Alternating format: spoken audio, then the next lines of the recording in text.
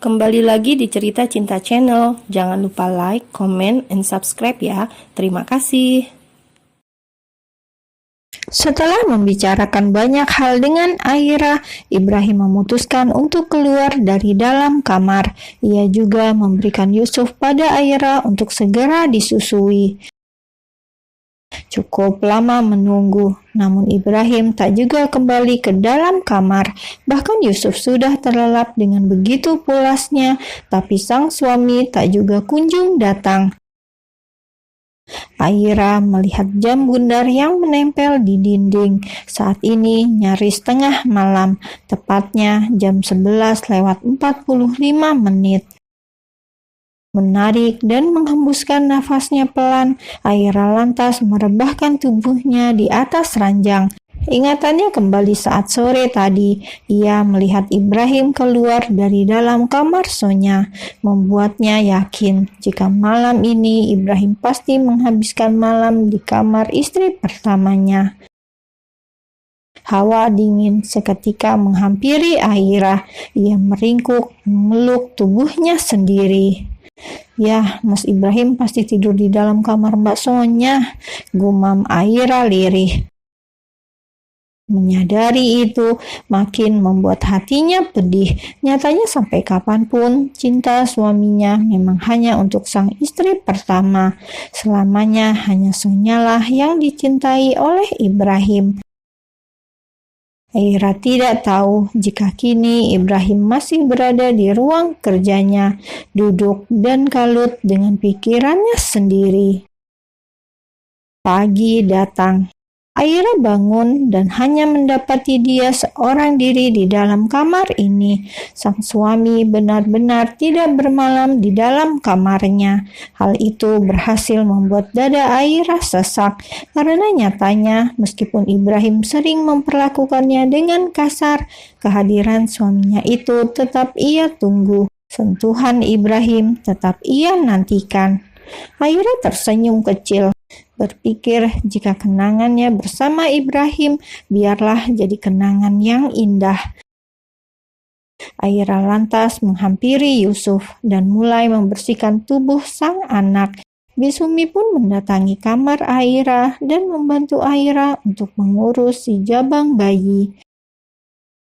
Aira bersiap untuk menemui Pak Basir pagi ini, menyampaikan apa inginnya dan apa keputusan bersama yang sudah ia sepakati dengan sang suami.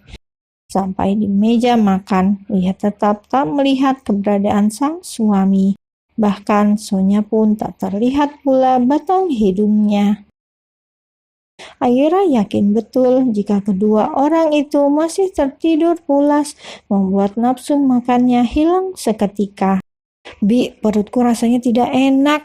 Aku tidak sarapan," ucap Aira pada salah satu pelayan. "Bisumi tidak di sini. Beliau masih bersama dengan Yusuf." "Baik, Nyonya.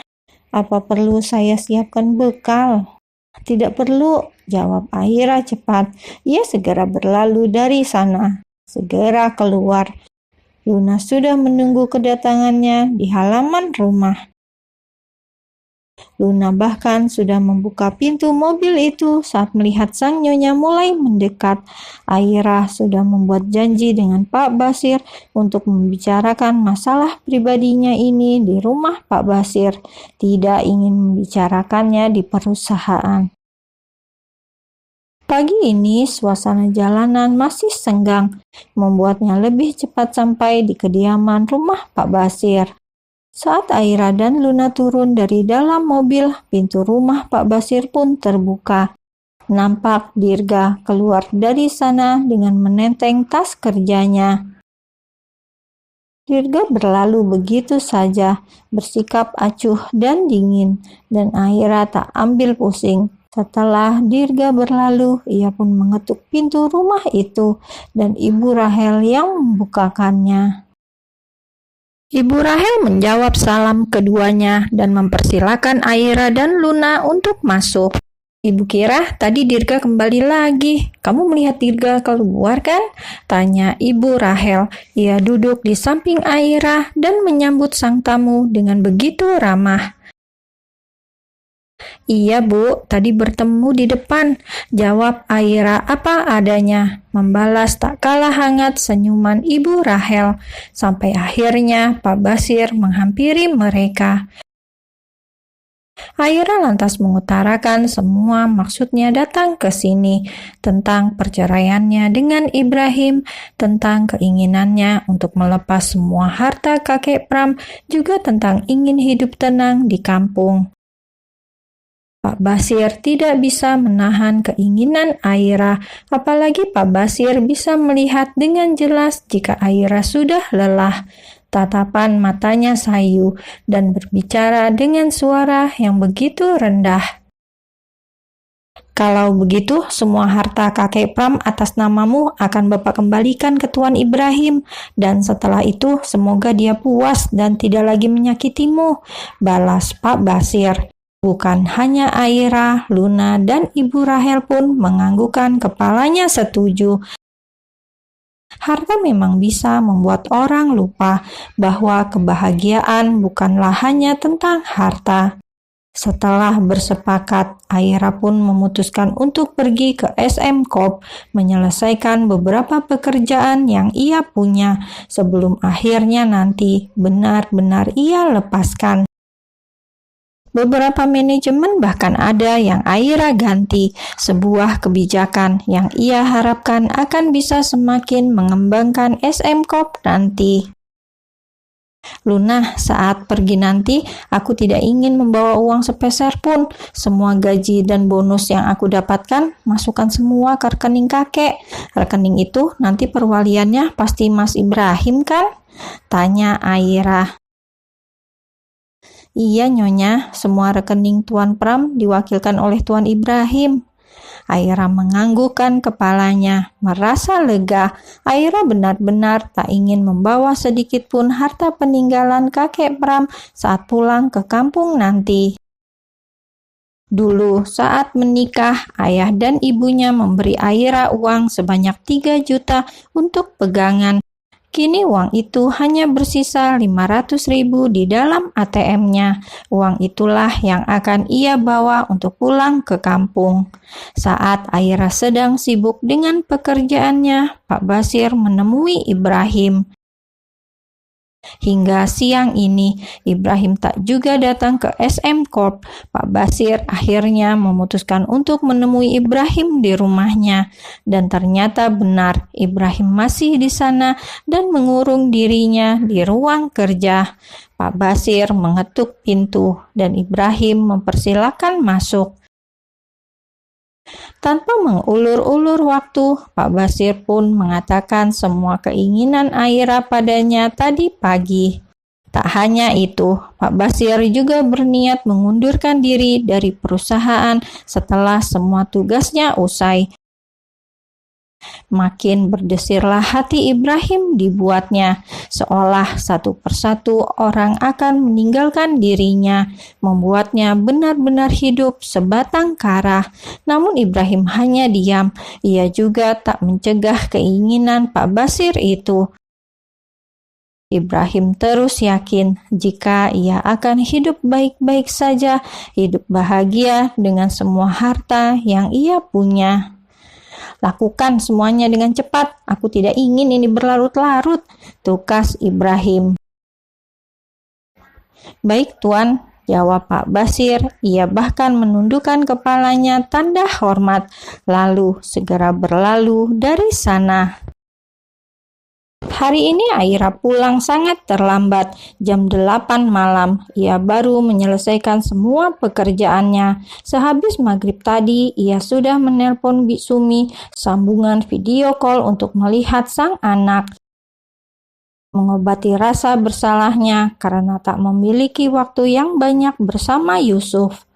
Sabar sayang, setelah ini kita akan terus bersama.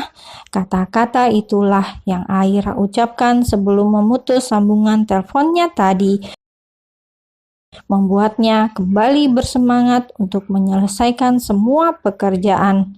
Mari Nyonya, ucap Luna mempersilakan sang Nyonya untuk memimpin langkah keluar dari ruang CEO. Aira jalan di depan, sementara Luna mengikuti. Sebaiknya kita lihat Studio 7 dulu. Saat ini ada siaran langsung kan? Tanya Aira dan Luna menjawab iya dengan suaranya yang tegas. Mereka lantas turun ke lantai 20, lalu berjalan menuju Studio 7. Acara siaran langsung mata-mata. Bintang tamunya adalah beberapa pengacara muda. Dirga menjadi salah satu bintang tamunya. Aira dan Luna masuk ke ruang pengawasan.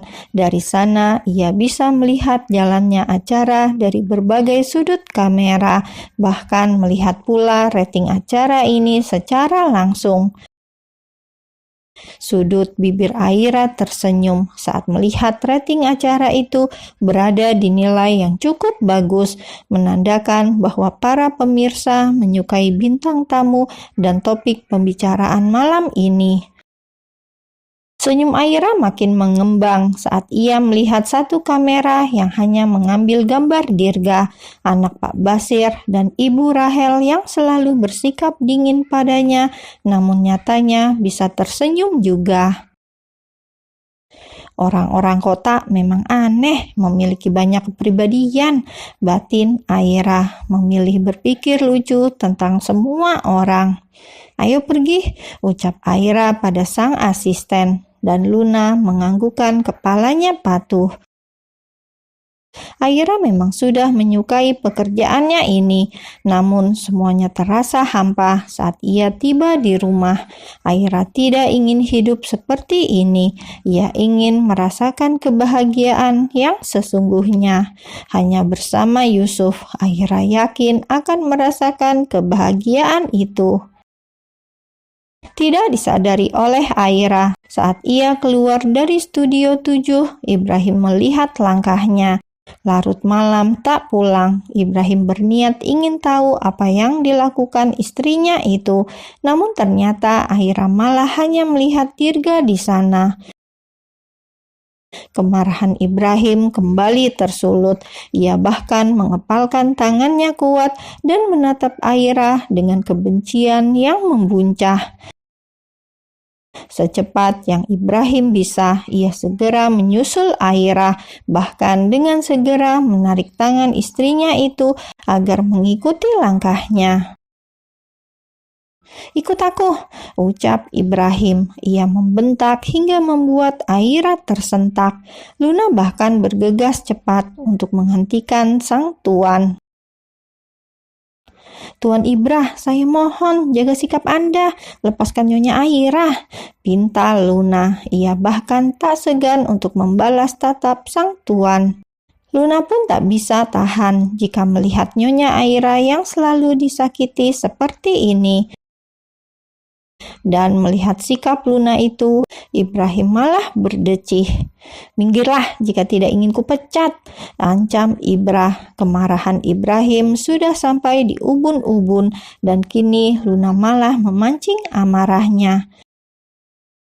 Aira mencoba melepaskan cengkeraman sang suami yang terasa sakit, namun tak membuahkan hasil. "Lepas mas, tanganku sakit," pinta Aira pula. Tapi Ibrahim tidak peduli. Ia terus menarik Aira dan melewati Luna begitu saja. Hingga akhirnya Ibrahim dan Aira kini berada di dalam lift berdua.